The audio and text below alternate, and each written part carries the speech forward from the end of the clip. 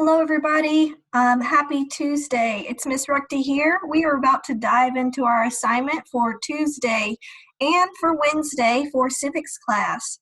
For this assignment, you need to go ahead and grab a pencil or something to write with and a piece of paper. Today, you're going to be taking some notes about the differences between domestic and foreign policy. We're going to learn two new words today, or concepts, so it's really important that you're jotting things down as you go. The reason that's important is A, this is important information for you to know for our civics curriculum, and B, you guys are going to take a quiz at the end of the video on edsby in order to receive credit for the work you're doing today, which is also tomorrow's assignment as well. So make sure you're writing things down that you see in red as I present this information to you and give you a little backstory about some of the concepts you are about to learn. So when you finish this video, guys, you're going to go to edsby and you're going to take the quiz that I posted. And it's basically going to ask you really basic information that you would only know if you watched this video and wrote down the notes like I asked you to. So make sure you're writing down everything that you see in red. All right, guys, let's go ahead and get started. So make sure you have that paper and pencil out. At the top of the paper, I would like you to write these red words that you see here, domestic and foreign policy. Anytime you take notes, it's super important that you write down the title of your notes that kind of summarize what your notes are going to be about. The main thing you want to take from the presentation today is to know the difference between these two words. What's easy about this is they mean the opposite of each other.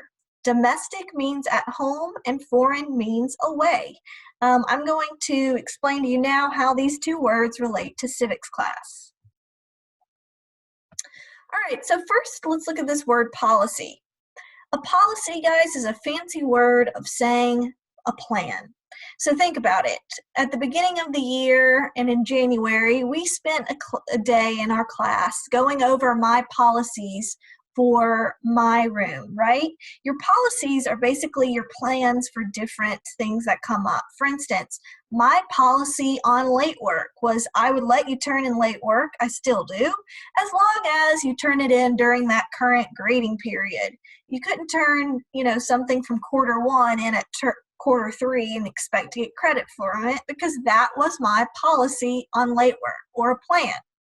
Well, guys, we know that government's job is to come up with policies for different things that we encounter in our lives as American citizens. Two types of policies that we see in American government, and really any government that you look at in the entire world, is domestic policy, which solve issues at home, and foreign policy, which is going to solve issues abroad. So now remember, you're writing down the red words you see. So on your piece of paper under your heading, you should write domestic policy / affairs. Those two words are used interchangeably. And then you're going to write down this sentence: a plan that a government makes to solve problems dealing with its issues in its own country. So the word domestic, it actually means at home. For instance, if you have a domesticated llama, it is a llama that you have as a pet. A domesticated dog is a dog that you have as a pet. It lives in your home. So the word domestic means at home. That's an easy way to understand what domestic policy means. So domestic policy can be a law passed by a legislative body and signed by, a governor if it's a state law, or the president if it's a federal law. A domestic policy could also be an executive order or an action by a president. So let's look at some examples. Here are some examples of the problems domestic policy might solve. So I want you to write down two of those examples. Healthcare. So our former president, President Obama, tried to solve the issue of providing universal health care to citizens by writing and helping pass the Affordable Care Act. Now, that would be an example of solving the healthcare issues. Presidents kind of take a stab at that in many different ways, but healthcare is a domestic policy because it is dealing with the issues of things that are going on within the United States. It's not solving the healthcare for people in Italy or the healthcare for people in Australia. It's a issue here in the United States. Another example is security. So after the tragedy of 9/11, the Department of Homeland Security was created by President George W. Bush. This is an example of a issue that we were dealing with, which was how to make our country more secure after 9/11. And the solution to that was a domestic policy by creating the Department of Homeland Security. Immigration is always a very important domestic policy and environmental issues. Again, because they are trying to come up with a plan to solve issues within the United States. And guys, we should know already how domestic policies are created because we know the lawmaking process. Typically, domestic policy is created with the legislative branch and the executive branch because we know that a bill is going to be passed by both houses in the legislative branch and then move on for the president to sign. All right, folks, let's move on to foreign policy. So foreign policy is going to be the opposite of domestic policy. When domestic policy solves problems within the United States, foreign policy is going to try to solve problems that happen outside of the United States. So I want you to write down what you see in red. Foreign policy dash a government's plan in interacting with other nations of the world. So guys, I like to kind of think about different countries almost like the different individual people. And we know that, you know, sometimes we get along really well with certain people. We have friends that we click with and we love to work with. And then there are those people that we don't vibe well with, or we just don't hit it off with. And countries kind of are similar. We have our friends, which are called allies, and then we're also going to have countries that maybe aren't our allies and have more negative interactions with. That's why foreign policy is so important. Foreign policy affects all of us because our relationships with other countries can determine the security of our nation. It can also benefit us economically and the amount of money that the country has. So foreign policy, believe it or not, even though it can seem really far away from us, actually affects our everyday life. Okay, so you can kind of shorten this, guys, and write those bolded red words down. So the Department of State has 5 goals. We're going to go over what the Department of State is in just a moment. Let's go through these. Number 1, the first goal of the Department of State is to keep us all safe, right? We want to make sure that we're not in wars, that we are not getting in circumstances where United States citizens are going to be put at risk. Secondly, we want to make sure other countries around the world are peaceful and that they're not getting into disagreements as well. Now, all countries are sovereign, which means countries can't really tell each other what to do or force each other to do things, but we sometimes solve problems between other countries because we know at the end of the day it's going to benefit the United States. Or it just might be the right thing to do. Spreading democracy and promoting international trade, which would benefit us economically, and providing foreign aid. What that means, guys, is helping out when international crisis occurs. So you want to write down those 5 goals because I'm going to tell you what the Department of State is in just a moment. All right, guys, so basically the Department of State is the piece of the federal government that is responsible for making sure the foreign policy plan happens. Now, the President of the United States is called the Chief Diplomat, what that means, is that the President of the United States, at the end of the day, has the final say in what our foreign policy plan is going to be, what our relationship is going to be like with other countries. Another reason why that is such an incredibly powerful position. But it's the Department of State that does all the legwork.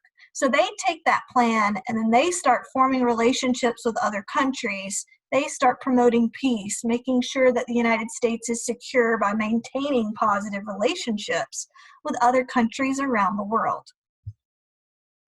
So the Department of State are the people that actually make it happen. And over 67,000 people work for the Department of State. Now, there are a couple of jobs that are really key in the Department of State. I'm going to tell you what those roles are in a moment. The Secretary of State, make sure you write that down in red, is the person that leads the department. So they are in the President's cabinet. All right, so these are two definitions. These are two people that work within the Department of State. The first one I want you to write down is the word diplomats. Those are people who work to negotiate and maintain relations between nations. So the diplomats from the United States will work with diplomats and leaders from other countries to try to maintain good relationships, maybe come to an agreement, that's what negotiating would be, to solve problems between the two countries or to help solve problems within the foreign country. Now, an ambassador is the head diplomat of a country. So for instance, in Italy, we have the United States ambassador for Italy. They are going to lead the office over there called an embassy that is going to be in charge of foreign policy for the relations between the United States and Italy.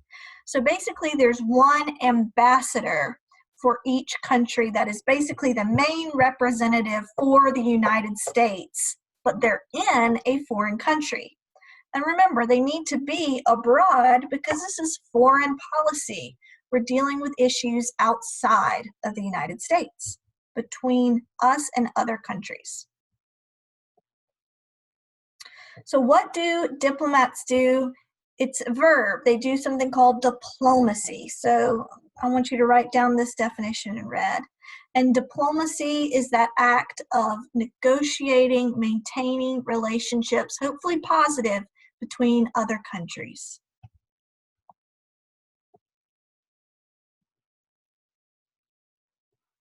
So here are some examples. They create alliances. One alliance we're in right now is NATO, which is a security alliance. They also deal with treaties, which are going to be formal agreements between countries. Treaties can definitely help secure the United States. They can even end war. But another thing treaties do is it can help the United States in an economic way. All right, let's check our understanding. Which action is an example of a foreign policy decision? A, Congress increased providing support to newly arrived immigrants. B, the president requested a law to regulate pollution near international borders. C, Congress raised educational standards to make students competitive in a global market. Or D, the president signed an executive order restoring relations with a communist government. All right, so all of these say something about either someone from another country or something international. So this is kind of a tough question. It's not going to be A, because the immigrants have arrived, which means they're in the United States. So that would be more domestic. B, president requested a law regulate pollution near international borders, so it's still in the United States. C, Congress raised educational standards. Anything dealing with education of American citizens is still going to be domestic policy. Or D, the president signed an executive order restoring relations. Remember how I said foreign policy is about relationships with other countries. So the correct answer is D.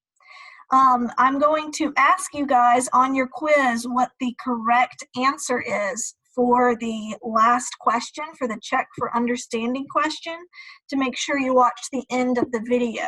So make sure that you write down D on your notes. All right, you guys, I hope you have a lovely Tuesday and Wednesday. This assignment is due by the end of the day on Wednesday, so make sure you take that quiz as soon as you get done with your work on Wednesday for the day. Have a wonderful week, and I will talk to you guys soon.